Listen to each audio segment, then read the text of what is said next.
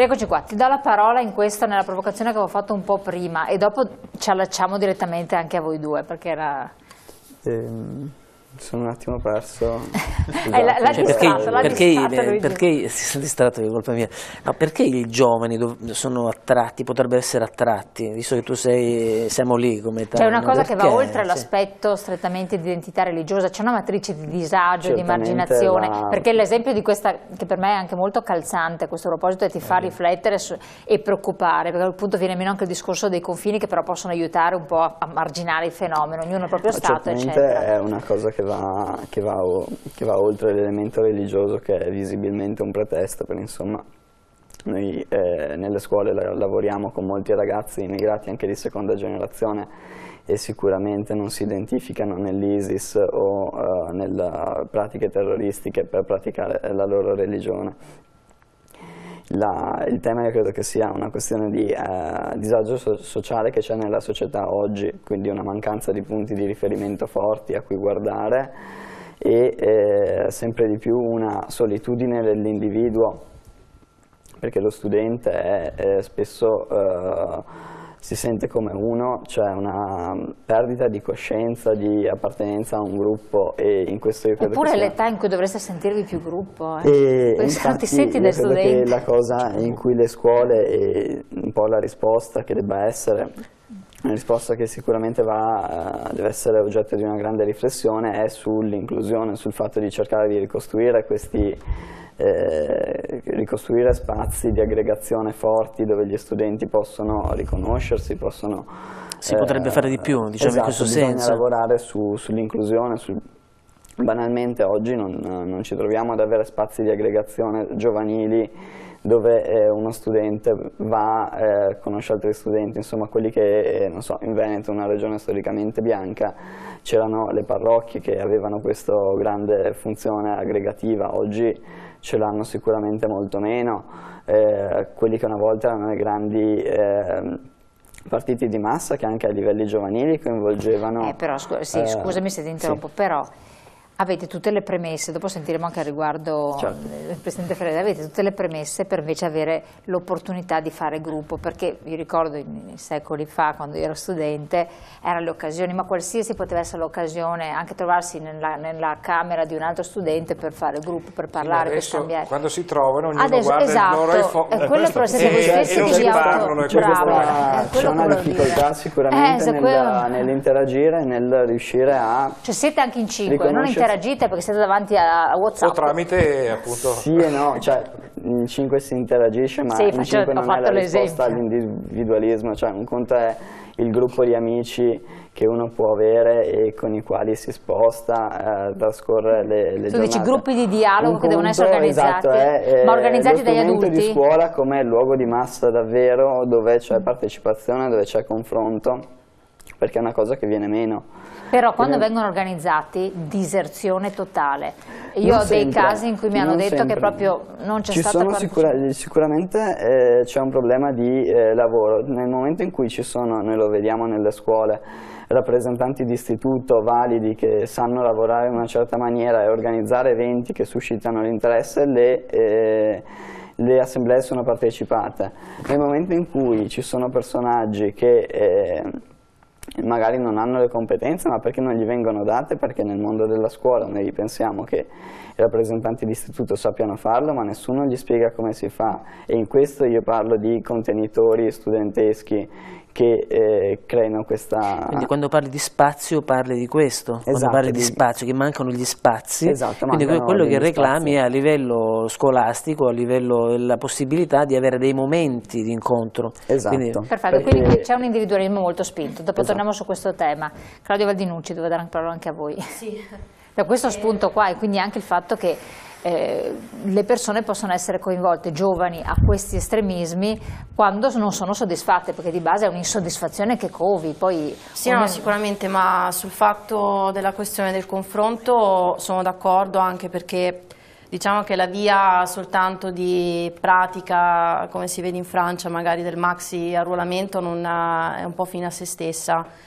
Ero d'accordo, come è stato detto prima, sul ruolo anche educativo di formazione comunque del giovane, Chiaro che bisogna anche vedere quale educazione, ecco, perché poi il nocciolo sta tutto lì, cioè sul valore che comunque viene veicolato al giovane, comunque al ragazzo, ma fin comunque dalla sua più tenera età, perché comunque da tantissimi anni quello che è stato fatto sia in Italia ma su tutto il popolo europeo è quello comunque di indottrinarlo su determinati temi e quindi di modificarlo andando a destrutturare tutto quello che è la famiglia, quindi il suo valore fondante come mattone di società. In che senso indottrinarlo?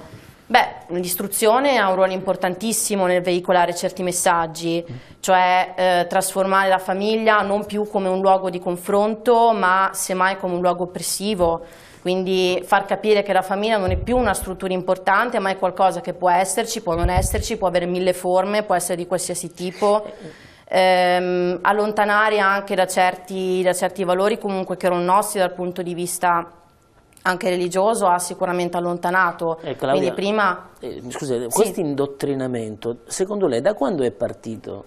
Chi è stato a mettere in campo, a iniziare a fare questo indottrinamento? Beh, l'istruzione ha sempre avuto una certa influenza di determinate correnti. Quindi non riusciamo a stabilire un periodo temporale? Beh, è chiaro che è partito da metà degli anni 60, ha avuto il suo massimo picco negli anni 70 e poi è continuato in forme peggiori, perché poi si è insinuato sono insinuate le volontà comunque capitaliste di modificare la società europea come un insieme di persone neutre che quindi non si riescono più a distinguere e che servono semplicemente per poter consumare, per poter utilizzare ed essere semplicemente materia, quindi persone che comunque non hanno più né un'identità né uno spirito. Quindi questo sono soggetti che consumano. A fuggire verso un qualcosa che invece ti dà un credo. Assolutamente, cioè il fatto anche che adesso le proposte... È un'accusa al mondo dell'istruzione molto forte, questa, la percepisco così. Anche, certo, ma il fatto che ad esempio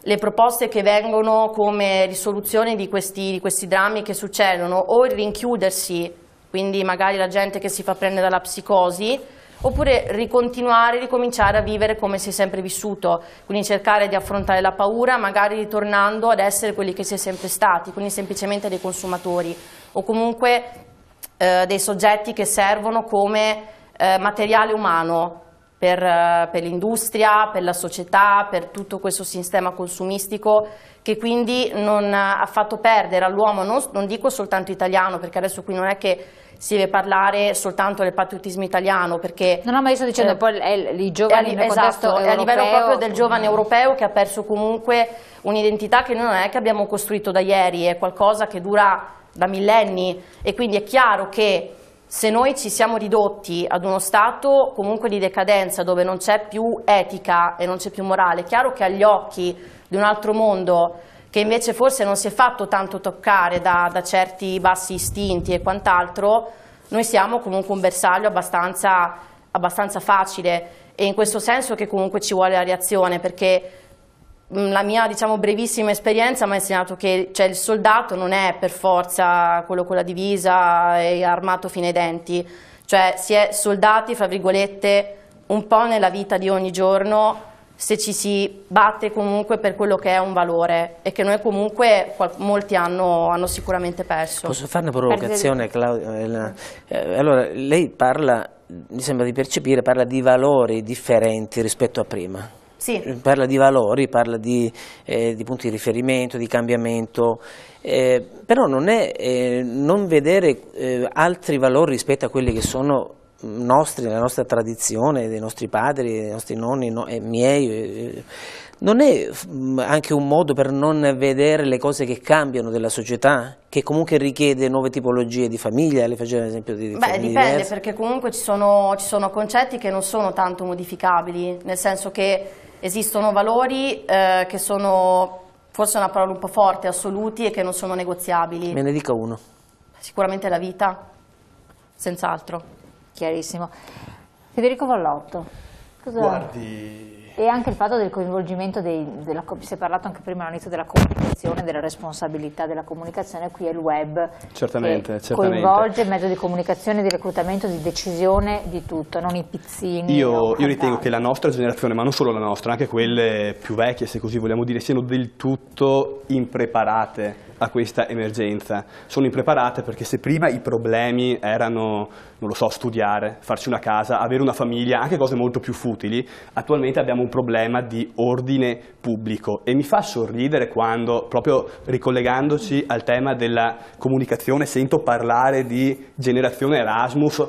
Alcuni giornalisti hanno usato anche il termine generazione Bataclan dopo i fatti, i fatti di Parigi. Mi fa particolarmente sorridere perché ad un problema che esisteva da molto tempo prima, che è nato con le primavere arabe e di cui Parigi, e ancora prima gli eventi come l'aereo russo caduto nel Sinai, che ha comportato la perdita di 220 persone e che è passato del tutto inosservato, non ho visto simboli, non ho visto manifestazioni per quell'evento, per chiari motivi politici. Questi eventi non sono nati ieri, sono solo la conseguenza di tutta una serie di mancanze da parte dell'Europa. I giovani, vedendo gli eventi di Parigi, al massimo hanno messo nel loro profilo Facebook, nella loro foto, la bandiera francese. Non la ritengo una risposta adeguata. Le risposte sono chiedendosi da dove deriva questo problema. E sono molto semplici a mio avviso. Innanzitutto il mondo arabo, il mondo islamico deve prendere coscienza del fatto che è un suo problema interno. Con questo non sto dicendo che la maggior parte dei musulmani sicuramente sono bravissime persone, che sono integrate, che lavorano, però vedere anche manifestazioni come quelle di Milano e di Roma, dove moltissime persone, anche italiane, hanno esposto manifesti che ho scritto no guerra, no terrorismo, è inquietante, perché non si possono mettere sullo stesso piano atti compiuti da un'associazione terroristica come l'ISIS a interventi legittimi di stati sovrani come possono essere la Russia o la Siria di Assad. Quindi reagire, ecco, questo mi collega a quanto stava dicendo lei prima, perché lei al contrario ha detto attenzione, non andiamo invece ad attaccare questi stati. Infatti, ne profitto anche a cercare di dare un po' di risposta alle due interventi che ha fatto il signor Conte e il signor Lazzarin prima. E poi ricado velocemente su quello, nel senso la sicurezza di tutti è importante e anche noi lo condividiamo. Io parlo da cittadino italiano musulmano praticante, però questo lo si fa quando si riesce a affermare i diritti di tutti con coerenza. Non si può più avere moschee dove non sappiamo cosa succede dentro. Non si può più avere moschee dove vediamo un imam che predica come vuole e non rischia niente, però non si può pensare di chiudere o di limitare le moschee perché qualcuno non prega, perché dobbiamo difendere. Quindi questo. Ne aggiungo il discorso e uso le sue parole perché ha detto la seconda generazione, ha detto, dice mio padre ha preso bastonate e io, cioè, queste sono state, e condivido, perché lo dico? Perché anche sulle politiche che facciamo, ed è importante e utile, dopo ricadiamo sul terrorismo, su tutto, perché abbiamo bisogno anche nell'ambiente dove viviamo di affermarci, di gioire, di vivere, di lavorare, di sentirci cittadini. Siccome parlo dell'Italia, che è un paese fondato sul lavoro, dice la Costituzione, fino a prova contrario, e che chi arriva diventa lavoratore, quindi parte integrante di questo paese, ma ha portato anche la sua fede, la sua cultura, che non deve essere un ostacolo della cultura italiana o della legge italiana. Deve essere compatibile, però avere anche la possibilità di praticare. Allora io dico, siccome i padri che arrivano chiedono permessi, vengono, diciamo, negati i diritti, un problema c'è, perché la politica è la politica, però la politica ha la responsabilità di creare un futuro sereno per i figli. Ma per esempio i diritti neanche cosa in particolare in questo momento? Che tipo di diritti gli verrebbero negati a questi padri? Allora, per i quali poi ci sarebbe... Non ho capito per preciso questo passaggio qua. Ci sono posti, parlo del Veneto, dove c'era la possibilità di avere una moschea per chi è musulmano di andare a pregare, tipo Cittadella, che è stato negato. E io non lo condivido.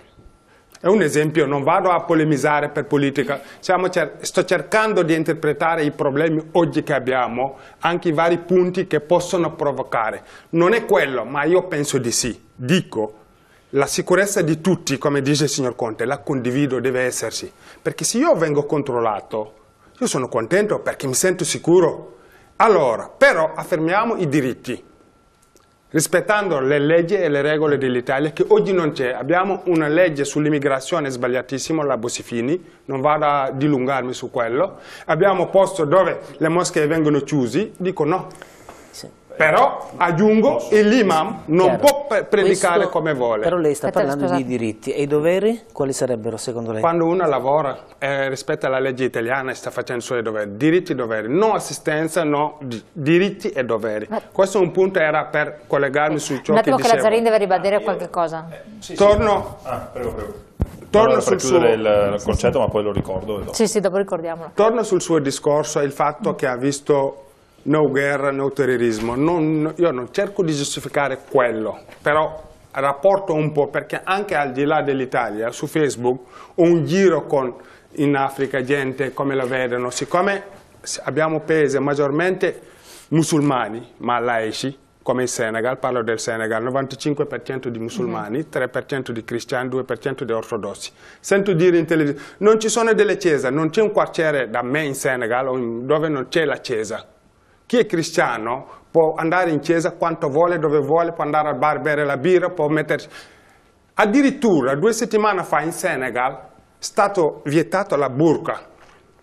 La burqa in Senegal da 2 settimane è stato vietato. Un paese di 95%. Perché?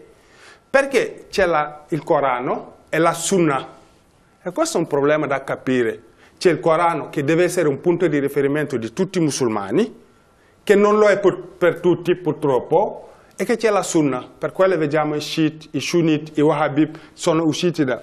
Allora, qual è il problema? Nella Sunnah il profeta aveva fatto la jihad in quel momento che in Mecca gli hanno detto tu non puoi restare da musulmano qua, li hanno cacciato via, ha avuto il diritto di asilo nel 600 da un re cristiano che gli ha anche salvato la vita, cristiano, che gli ha detto rimani qua. Quando sono venuti a cercarli per ammassarli, ha detto... Lei fa un discorso di buonsenso adesso. No, ci arrivo, questo è il discorso.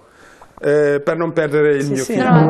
Così fa capire magari la Sunnah e il Corano, perché? Perché io da musulmano oggi, di fronte a uno dell'ISIS, io sono praticante, io sono un falso musulmano, io sono uguale a lì. Si deve mettere una bomba qua, è contento di metterlo, quindi siamo sulla stessa barca. Perché? Perché io mi riferisco al Corano e lui si riferisce a un'altra cosa che è passato. Porto solo una parola che si può segnare e chiedere in giro. Il Corano dice Lakum dinekum waliyadini. Io sfido qualsiasi musulmano a venire qua in televisione a dire il contrario di ciò che dice. Cosa significa queste 3 parole? Il Corano dice al musulmano: pratica la tua religione, lascia gli altri praticare la loro religione. Però non sono parole mie. Prima c'è Lazzarin. No, io volevo fare da provocazione a provocazione. Io dico 2% degli abitanti del Senegal sono cristiani, giusto? 3%, ecco bene, allora in Senegal siete circa 15 milioni di abitanti, sì. Il 3% sono 450.000 abitanti, quindi cristiani. Se una decina di quei 450.000 venisse nelle moschee e vi facesse saltare per aria oppure vi uccidesse, cosa farebbero quella parte, quel 3% di cristiani? Questo che sto dicendo. Ribaltiamo tutto quanto. Verrebbe quei cristiani e direbbero Dio è grande, perché cristiani dicono la stessa cosa, Dio è grande, e ucciderebbero una parte di persone comunque musulmane. Cosa farebbero i musulmani a quei cristiani? Chiedo questo, perché sono anche... Come i cristiani si comportano in un determinato modo con le proprie donne, e io sto vedendo purtroppo questi social network mi scombussolano anche un po', vedo anche certi comportamenti di musulmani nelle donne in piazza, io di cristiani che ammazzano le persone in piazza, o vedo canali sbagliati o probabilmente, insomma, sì, non è così. Cristiani che uccidono davanti a tutti persone, le proprie donne, perché hanno guardato un altro cristiano, non ci siamo. Allora, al di là che condivido o meno una ragione politica, una ragione religiosa, Dico questo a differenza dell'Italia, e l'ha sottolineato lui, musulmano praticante. Loro stanno chiedendo di costruire i loro luoghi di culto, noi purtroppo stiamo svuotando le nostre chiese, anche questo qui è un senso di appartenenza. Ma lì meno di valori, sì. Allora, questo qui è un altro discorso. Sì. Ferrarese un attimo e dopo Vallotto che vuole intervenire. Ma non sono d'accordo con quello che diceva poc'anzi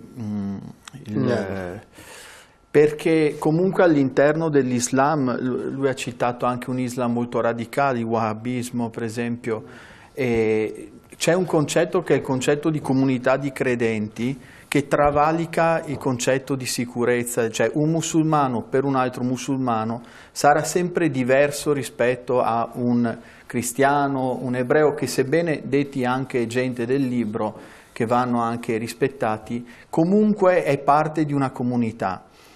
Ma per esempio anche il wahhabismo di cui parlava prima Salafita è quella corrente che sta per esempio in Arabia Saudita. L'Occidente oggi non capisce come mai, a fronte di una prima ondata di Islam che si è ritrovato al suo interno e che ha accolto in un certo modo, che ha curato, ha dato l'assistenza sanitaria, ha dato le scuole, ha cercato come di essere aperto e di non andare addirittura a urtare la sensibilità religiosa, ha una risposta di questo tipo. Naturalmente l'Islam radicale di questi jihadisti è una interpretazione dell'Islam, non è l'Islam in sé. Però la grossa domanda che sta in seno all'Occidente è proprio questo: come mai la risposta anche di giovani che crescono all'interno dell'Europa è quella di arruolarsi in un Islam così radicale che ammazza tutti, non solo Ahl al-Kitab, la gente del libro, ma anche i musulmani stessi? Una certa interpretazione della intelligenza di sinistra ha portato a pensare che la religione era una sorta di qualcosa che impediva all'uomo di progredire, no? E in questa visione di progresso pensavano erroneamente che anche l'Islam sarebbe progredito all'interno della nostra società, allontanatisi dalla religione, si sarebbero conformati, quello che diceva sull'istruzione, no? Si sarebbero conformati a una società che è laica, che non è così. Se oggi uno cammina per Parigi è pieno di giovani coppie in cui con bambini, con carrozzini, con lei con il velo, con penso agli Champs-Élysées. Allora l'Occidente oggi si chiede come mai non ha un'interpretazione di fronte al fatto di questo genere. La domanda è la grande domanda, per quello cercare di capirla, ma dal mondo di chi la sta attuando. Non sono d'accordo. Allora, un conto è l'immigrazione, un conto è il problema dell'Islam radicale in seno alle nostre società. L'immigrazione deve essere regolata. Non è possibile che sia gestita, non è lo stesso problema. Ma infatti io non voglio confondere i due problemi, sono dinamiche diverse, perché se queste persone fossero proprio persone che vengono da fuori, allora giustamente alziamo confini eccetera. Invece no, può essere il vicino di casa che sta facendo un armamentario da modo. I confini vanno vanno presidiati, è ovvio. Adesso sì. Come in tutti gli stati. Ma è un problema che ormai c'è dentro, almeno anch'io ho studiato diversi testi eccetera, sembra che questo problema ci sia soprattutto in Francia, a parte per la reazione della Francia, un po' più guerrafondaia, eccetera, a parte, ma anche perché in Francia c'è stata quella prima, seconda, terza generazione che noi invece non abbiamo ancora. Noi abbiamo ancora... Mi scusi, ma se oggi in Italia, per questo i confini dico. Mi scusi, se oggi noi domandassimo a un musulmano, ti senti prima musulmano, sei prima musulmano o italiano? Che cosa risponderebbe? La religione. È una domanda, perché l'Islam è una teocrazia. Chiaramente ripeto, l'ISIS è una interpretazione radicale, non è l'Islam in sé. La risposta che diedero gli Stati Uniti agli attacchi dell'11 settembre, Bush diede questa risposta. Però io vorrei fare la stessa domanda, non a una persona anziana, perché hanno vissuto la guerra o comunque il post, eccetera.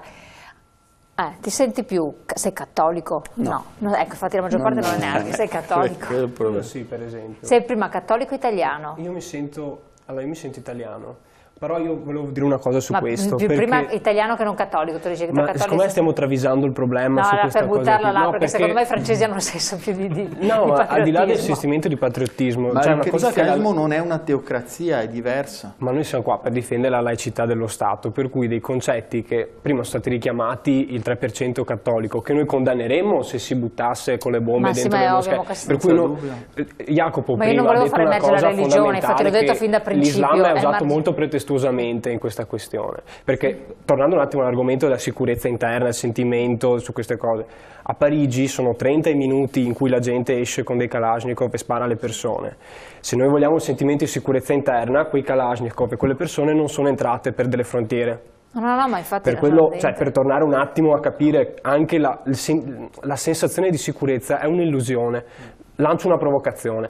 Noi vogliamo un sentimento di sicurezza, un'illusione o della sicurezza vera? Sono cose diverse. Ma io la prima cosa che dico, mi viene da sorridere, perché io non mi sento sicura qui in Italia a casa mia senza andare fuori dai confini nel momento in cui ho i ladri che ogni 2-3 entrano in casa, perché la prima insicurezza, credo che se domandiamo ai cittadini nostri, è quella delle proprie abitazioni, che non c'è, e dopo viene la sicurezza del terrorismo in questo momento qua in Italia. Sì, allora io vi faccio parlare tutti, anche Vallotto prima di tutto, perché sì, do la parola. Pubblicità, perché mi sta incombendo in modo pazzesco. Pubblicità pochi secondi, poi faccio fare il giro.